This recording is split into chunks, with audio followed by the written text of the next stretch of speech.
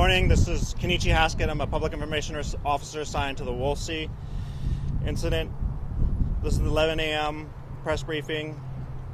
This morning, our speakers will start off with Ventura County Fire Department Fire Chief Mark Lorenzen. He'll give an immediate update. I know the pressing news is the incident going on at this time, so we'll address those two incidents at this time right now to get that out of the way for you guys. Chief. Good morning, Mark Lorenzen, Fire Chief, Ventura County Fire Department. Just an update. Within the last hour, we had two brand new starts, and obviously it just hits home on the fact that we are still in significant fire weather, and the existing fire is not our only concern. The first fire started just at approximately 10 o'clock in the area of Lynn Road. It's approximately 15 acres. There are structures threatened. Fortunately for us, we had an incredibly robust response with our engines that were in our local stations and engines that came from the Woolsey Fire. So we believe we're going to have containment on that in relative short order. The second start came about 5 minutes later. Again, a brand new start in the area of Rocky Peak off of the 118. We are in the process of closing the 118, both east and westbound. That fire started in the area of Corriganville, just south of the 118. Currently, the size is approximately 20 acres. We have a full response from LA City, LA County, and Ventura County responding there. We have adequate resources. We do expect some threat to structures in the area of Corriganville and Smith Road, and there are evacuations in the Lake Manor and Box Canyon areas. So again, that's probably our fire with the most potential right now. That's basically the current status on both those fires. I'll answer some questions a little bit later. Thank you. Second, I'd like to introduce LA County Sheriff's Department Eric Bushau. Good morning. I'm Sergeant Eric Bushau with the Ventura County Sheriff's Office. We appreciate the cooperation of everyone in the community during this difficult time. For those of you in the Rocky Peak area, please stay tuned to local media. Information on evacuations will go out through our VC alert system, and people can always check vcemergency.com for the latest information on evacuations and road closures in Ventura County. Obviously, conditions are changing rapidly. We do have some good news. We have lifted evacuations for areas here in Thousand Oaks, Oak Park, Newbury Park. All that information, again, is on the website, vcemergency.com. The communities of Bell Canyon and everything south of Potrero Road going down to PCH, those areas are still under mandatory evacuation, so we ask that people be patient and cooperate with our law enforcement and firefighting personnel while we're out there patrolling the area. We have approximately 100 personnel dedicated to this incident today to patrol areas of Ventura County and keep people safe. For those who are in communities where evacuations have been lifted, when you're returning home, we just ask that you be very careful, as there may still be hazards in some of those neighborhoods. Thank you.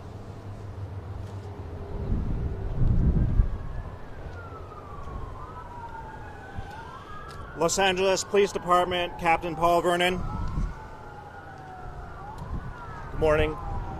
First, to the residents of West Hills, which is the part of the LA City that's been evacuated. Unfortunately, we have not opened that up yet, but we're looking at that minute by minute to when we can.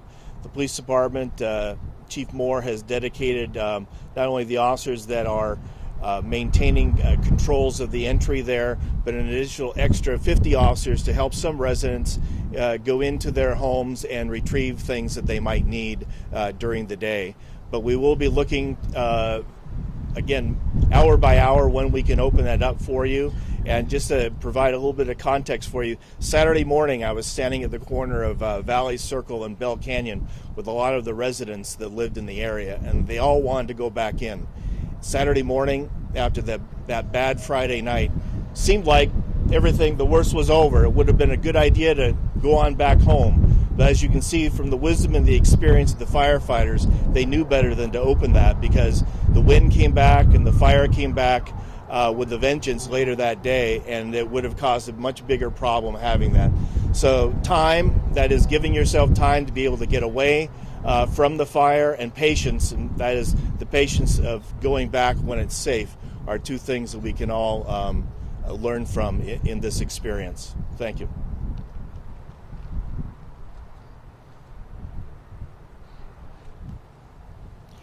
Los Angeles County Sheriff's Department, John Benedict.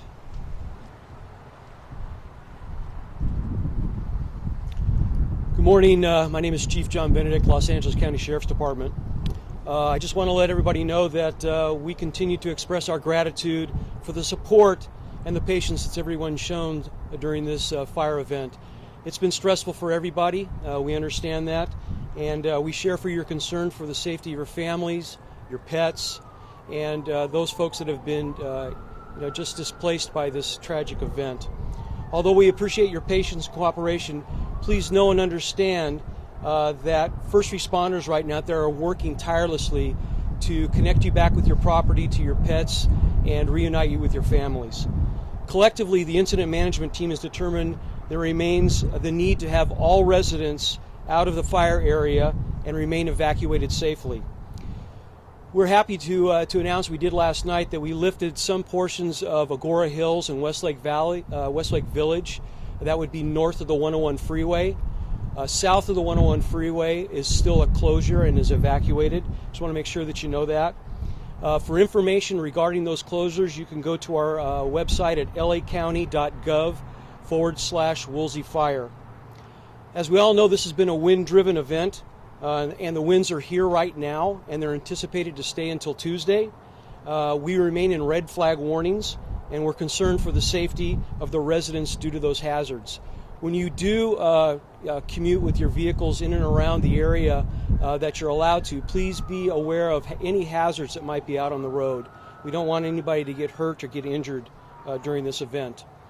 As far as our staffing levels with the LA County Sheriff's Department, we went to what we call a 12 and 12, which means that we're on 12-hour shifts and then off 12-hour shifts.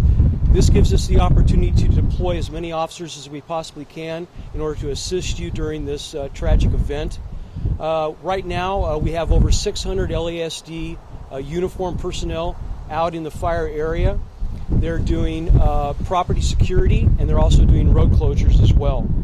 We also want to thank our participating agencies during our mutual aid. That includes the LAPD and other law enforcement agencies that have come out to assist us during this crisis as well. We want to thank everyone who has worked the long hours and little rest to ensure the citizens and the property of the affected communities are safe. We also want to let you know that we're working in partnership with Animal Control. We still have some animals that are in need of rescue, and so Animal Control is working diligently to get those animals still out of the area, so please cooperate with that. Animal Control and some of their volunteers are moving large trailers, still trying to get some of those animals back up to areas that they can be housed and safely fed. I still believe that we have Pierce and Handsome Dam open, but I believe that they're full, so the AV Fairgrounds is a place where you can take your animals. Please stay vigilant.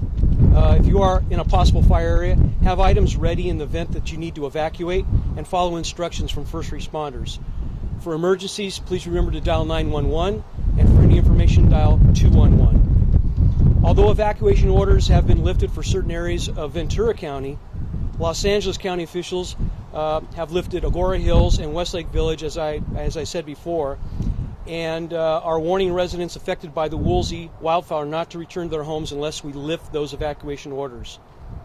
Those evacuation places have not been rendered safe, or safe even for first responders in some cases. So we're trying to get up there in order to get those folks out.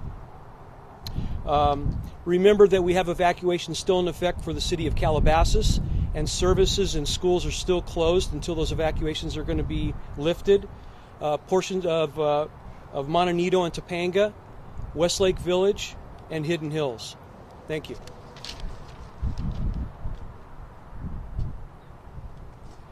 California Highway Patrol, Lieutenant Kevin Kirkler.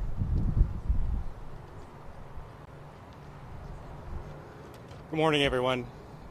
My name is Kevin Kirker. I'm the acting commander out of the West Valley CHP office. and this incident is taking place right in our backyard. So we take this personal. The California Highway Patrol is working around the clock in partnership with our allied agencies to mitigate this incident. As you heard from the fire chief earlier, the 118 has been shut down as of right now for the fire that just started, eastbound and westbound, until we get some stabilization there and get more of a grip on what's going on. The 101, I am happy to say we were able to get that open last night.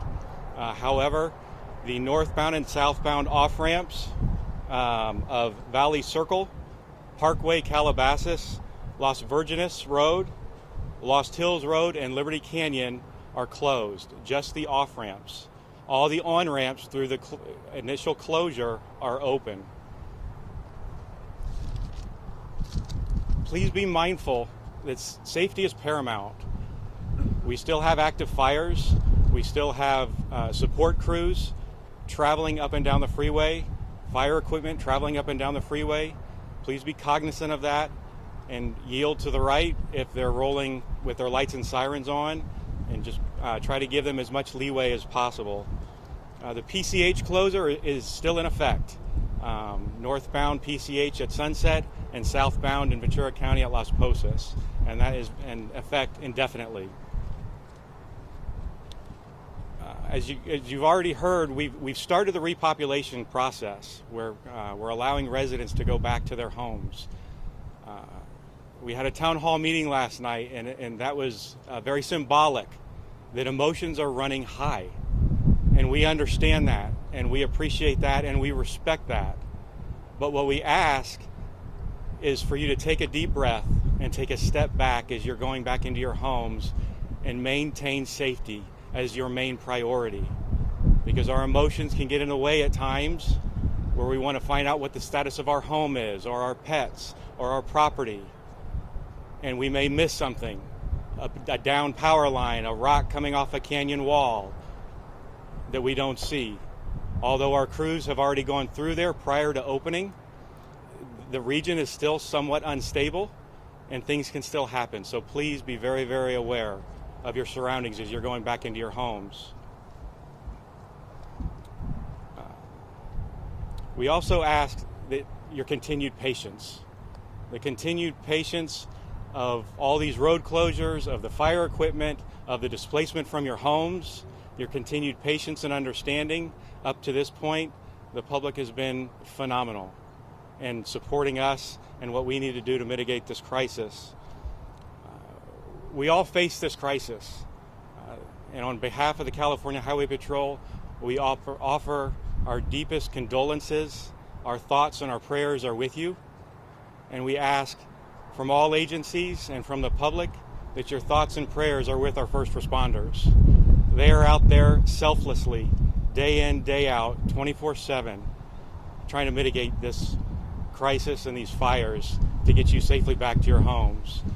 And some of these first responders have been displaced from their homes as well, and they're still out there fighting the good fight for you. Thank you.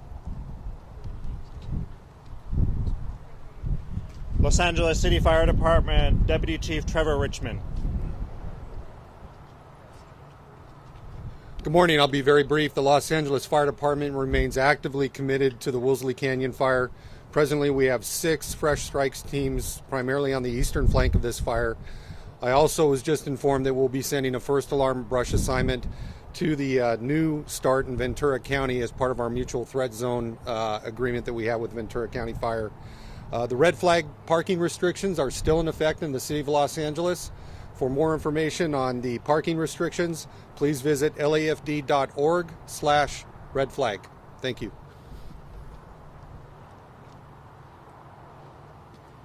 Cal Fire Chief Scott Jalbreth. Good morning. We're going to continue to see these red flag conditions through Wednesday here in LA, Ventura, and Orange counties. And in San Diego, we're going to see an extreme red flag condition through Wednesday as well. Some good news for Northern California is that they should see a reduction of wind starting this afternoon, which will help them out a little bit. dealing with those catastrophic fires. The state still has a heavy commitment to all the fires. Right now we have 127 engines committed statewide. That is inclusive of federal, state, and local resources. That doesn't include all the dozers and hand crews and aircraft that are involved. The state, under state-to-state mutual aid, has requested assistance from the surrounding states. We have 189 engines coming in to give us a hand. Most of them are here now, with 55 additional engines on top of that coming from the state of Texas. We are all on the ready with these wind conditions and ready for the next fires. With that, CAL FIRE has 19 air tankers, 13 air attack ships, 15 helicopters, 4 large air tankers, and 1 very large air tanker, all ready to assist existing fires and to be able to handle new starts. As you heard this morning, and as you can see, we've already had 2 starts within the last hour. That's going to, again, commit resources. I employ all citizens to do the very best you can to not start any new fires. It's the last thing any of us need right now. Thank you. Los Angeles County Fire Department Fire Chief Daryl Osby. Good morning, Daryl Osby, Fire Chief, Los Angeles County Fire Department. Once again, on behalf of our Honorable Supervisor Kuehl, who this fire is located, and also on behalf of the other Board of Supervisors who I've had an opportunity to talk to this morning, our thoughts and prayers go out to the citizens that have been impacted by this fire. An update for the Woolsey Fire. Right now, our data shows that we're at 91,572 acres on this incident, and we have 20% containment. I know that on other press conferences there's been a lot of pressure to try to get a number of structures damaged or lost. Right now we have an estimate that we have 370 structures that have been lost on this fire right now. We still have our damage assessment crews out trying to make additional assessments in relation to structures damaged or lost. However, I want to emphasize, because I know there's been a lot of challenge and concern to our response, because we threw everything at this that we could from the surrounding departments. Although we've lost over 300 structures, we've estimated that there were 57,000 structures at risk that are still here. So I just want to place emphasis on that. We're still in a red flag weather right now. As mentioned earlier, we're expecting up to 40-mile-per-hour winds through Tuesday. Our primary focus right now for our firefighters on this incident is first life, then property protection, and then line containment. Right now we have 20% line containment on this fire. We're going to be working all day and all night to try to increase and reinforce that containment. In addition to that, as mentioned earlier, we're also working with our utilities, Southern California Edison, the gas company, the road department, to try to clear debris and make the community safe for repopulation when those determinations are made. But to our citizens, as mentioned earlier, we ask you for your cooperation, because our number one objective as it relates to our perspective is the safety and welfare of our citizens. Finally, I would like just to once again thank our firefighters. We are getting reinforcements in as we stand here today for this press conference, but we've had some firefighters on the front line since Thursday, so that's 5 days. We're trying to rest them as we can, but some of our firefighters are getting tired, but they're still fully committed to the fire battle that we're in right now. And then additionally, I would like to thank the other members of my department in relation to our mechanics, our administrative staff, our dispatchers. Right now it's all hands on deck. And I think that sometimes it's easy to see the first responders out on this incident, but we sometimes don't recognize all the support that occurs behind the scenes. And in conclusion, to all of our firefighters, all of our first responders, and all of our citizens, be safe. Yes. The big jump in number of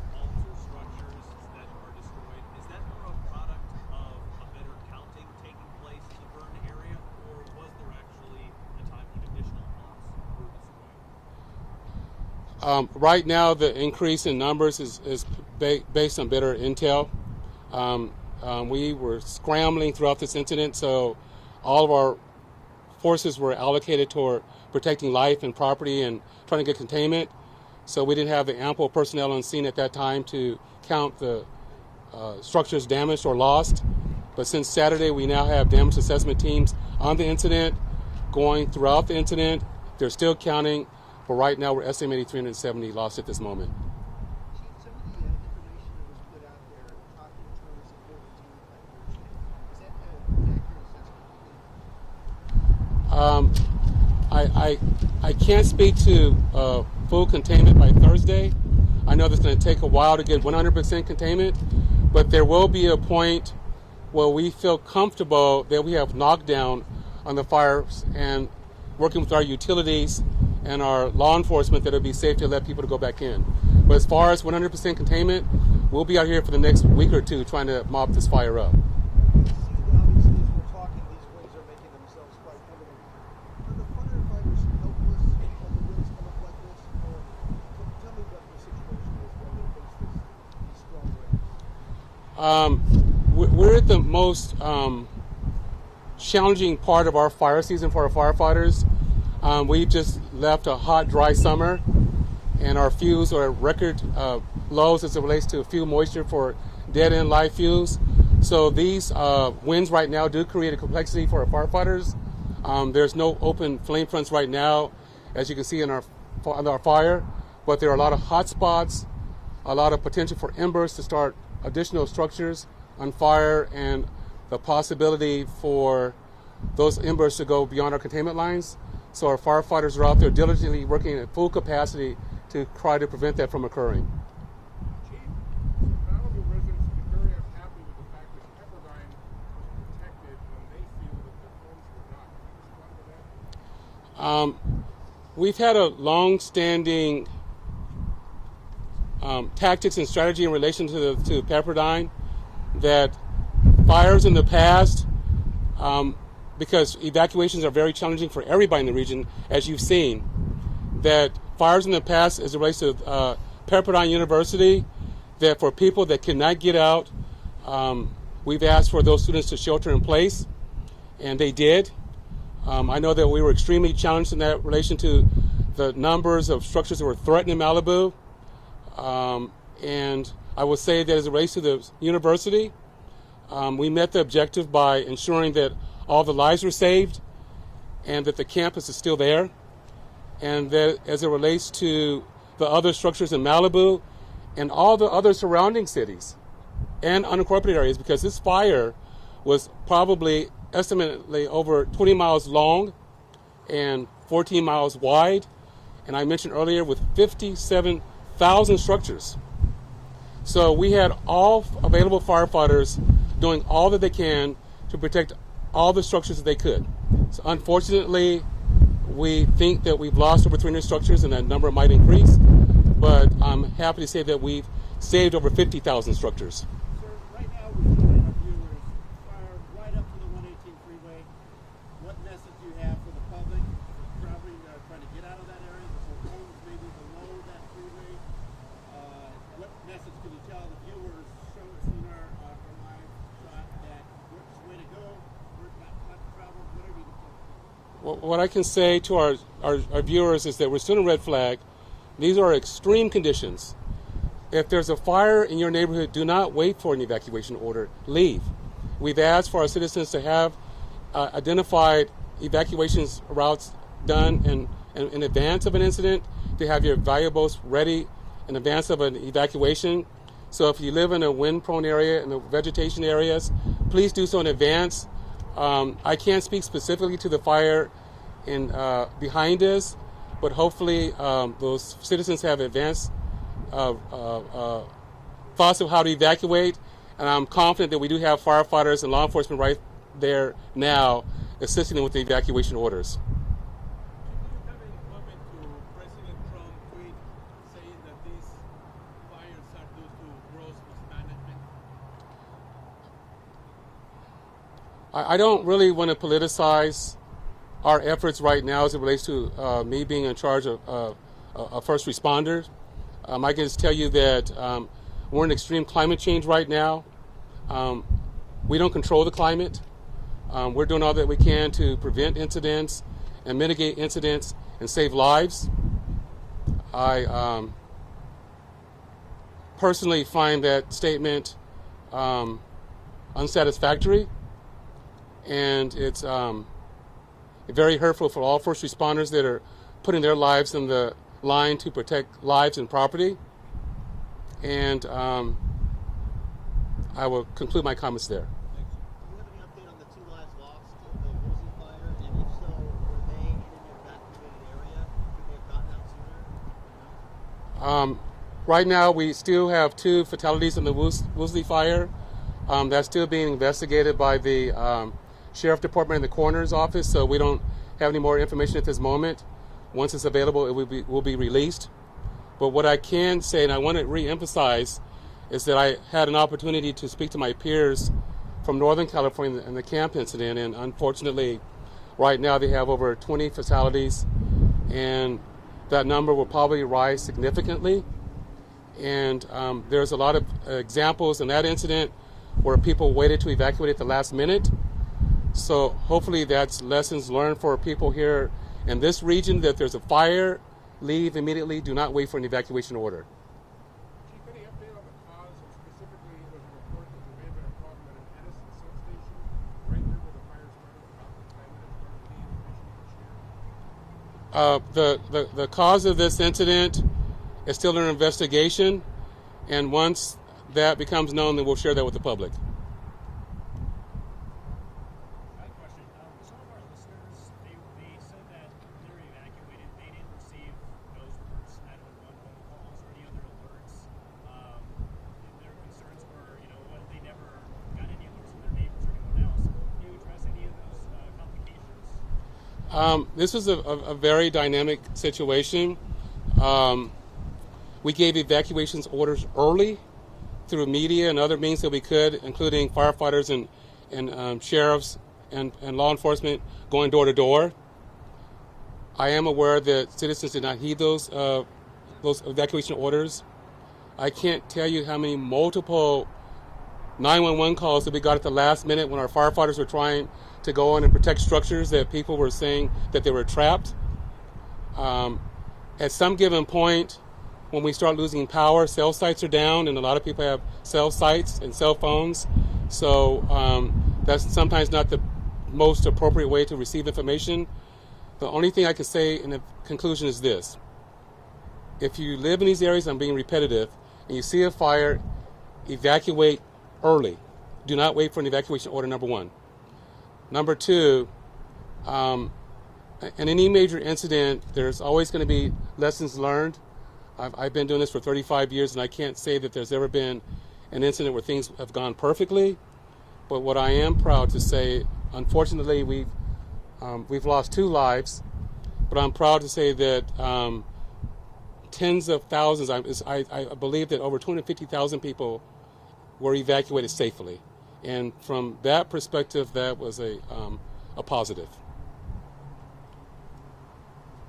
Well, once again, seeing no other questions, I really want to thank the media for the relationship as it pertains to sharing information in this incident, continuously educating our citizens, and keeping us all safe. So thank you very much. First and foremost, I'd like to thank the veterans that are currently serving on not only our nation, but are currently serving on our fire lines. Unfortunately, at this time, we do not have time for elected officials to come up because of the dynamic situation with 2 new fire breaks. This will conclude our press conference for today. Stay tuned to any of the social media platforms as to when the next press conference is. We have PIOs available in the audience out here, and the elected officials, you can stay here, and the media is here as well. Thank you, and be safe. Thank you. This is the only one we have scheduled for today, unless we have anything pressing, and we will definitely let you guys know. Thank you. Can I just say something? I think you're not. I got to take residents.